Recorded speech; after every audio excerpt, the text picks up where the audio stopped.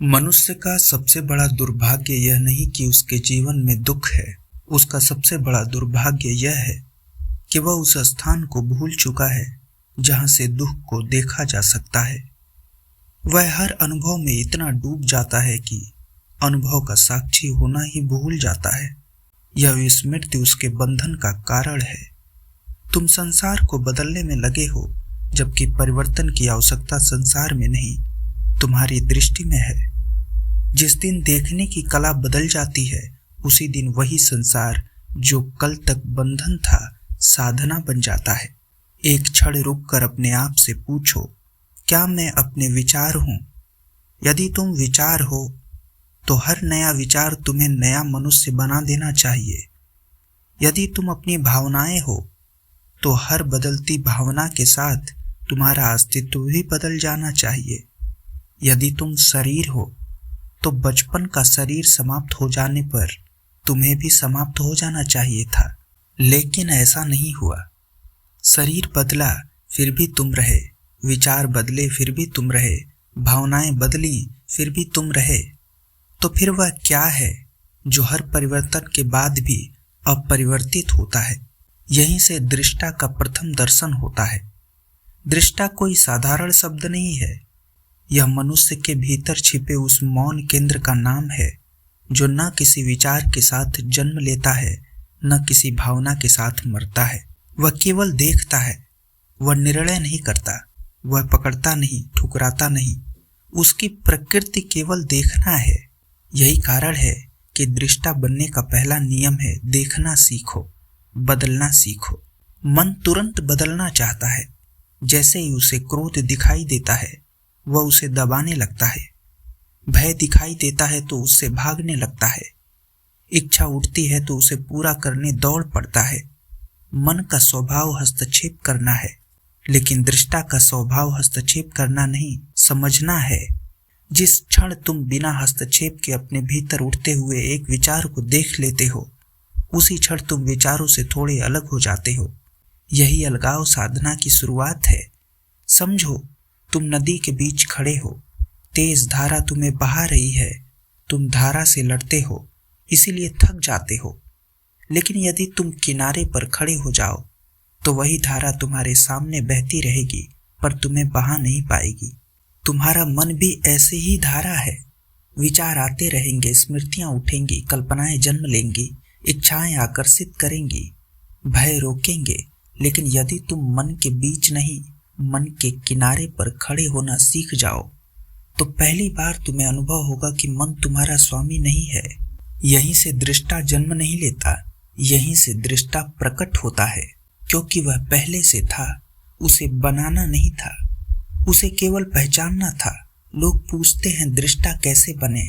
मैं कहूँगा, यह प्रश्न ही अधूरा है।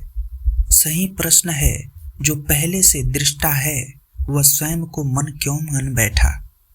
जब इस प्रश्न पर भीतर ईमानदारी से दृष्टि जाती है, तब साधना प्रयास नहीं रहती, जागरण बन जाती है।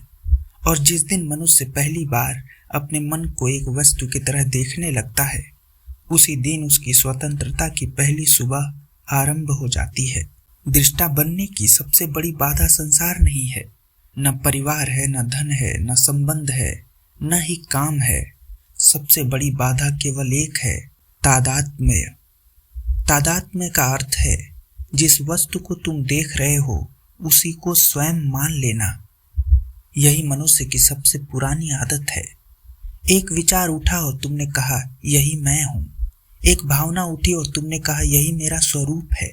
किसी ने तुम्हें अच्छा कहा तो तुम अच्छे हो गए, किसी ने बुरा कहा तो तुम बुरे हो गए। इसका अर्थ यह नहीं कि दूसरे लोगों के शब्दों में शक्ति थी। इसका अर्थ केवल इतना है कि तुम्हारा दृष्टा सोया हुआ था।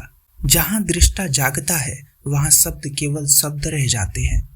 लहरें समुद्र की सतह को हिला सकती हैं, लेकिन उसकी गहराई को नहीं। जिस मनुष्य की चेतना नहीं, उससे भी पहले उसकी दृष्टा जाग गया, उसका जीवन भी बाहर से वैसा ही दिखाई देता है। वह बोलता है, चलता है, काम करता है, प्रेम करता है, निर्णय लेता है, पर भीतर एक ऐसा स्थान जन्म ले चुका होता है जहां कोई हलचल प्रवेश नहीं कर पाती। यही साधना का मौन मंदिर है। तुम पूछोगे कि यदि दृष्टा पहले से है तो फिर उसका अनुभव क्यों नहीं होता? क्योंकि तुमने कभी रुककर देखा ही नहीं। सुबह आँख खुलते ही मन चल पड़ा। आज क्या करना है, किससे मिलना है, किस बात का उत्तर देना है, क्या मिलेगा, क्या खो जाएगा। दिन समाप्त हो जाता है लेकिन देखने वाला कभी जागता नहीं। मन निरंतर बोलता रहता है और तुम उसके शोर को ही अपना जीवन समझ लेते हो। कल्पना करो, किसी नगर में एक बाजार लगा है। हर दुकान से अलग आवाज आ रही है। कोई बुला रहा है, कोई बेच रहा है, कोई झगड़ रहा है। यदि तुम उसी बाजार के बीच खड़े रहोगे तो केवल शोर सुनाई देगा, लेकिन यदि तुम उसी बाजार को किसी ऊंचे पर्वत से देखो तो वही भीड़ एक दृश्य बन जाती है। तुम उसमें फंसते नहीं। मन भी ऐसा ही बाजार है। विचार उसकी दुकानें हैं, इच्छाएं उसके व्यापारी हैं, भय उसके पहरेदार हैं, स्मृतियां उसका पुराना सामान है, कल्पनाएं उसकी नई सजावट हैं। और तुम जीवन भर उसी बाजार में ग्राहक बने घूमते रहे। कभी इस विचार को खरीद लिया, कभी उस भावना को, कभी इस भय को अपना लिया, कभी उस इच्छा को। लेकिन एक दिन ऐसा भी आता है जब भीतर से कोई कहता है रुको और केवल देखो। यहीं से दृष्टा की पहली सांस शुरू होती है। बहुत लोग समझते हैं कि देखने का अर्थ है आंखों से देखना। नहीं, आंखों से केवल आकार देखती है, दृष्टा गति को देखता है। आंखें चेहरे को देखती हैं, दृष्टा भीतर उठती प्रतिक्रिया को देखता है। आंखें संसार को देख सकती हैं, दृष्टा स्वयं को देखता है।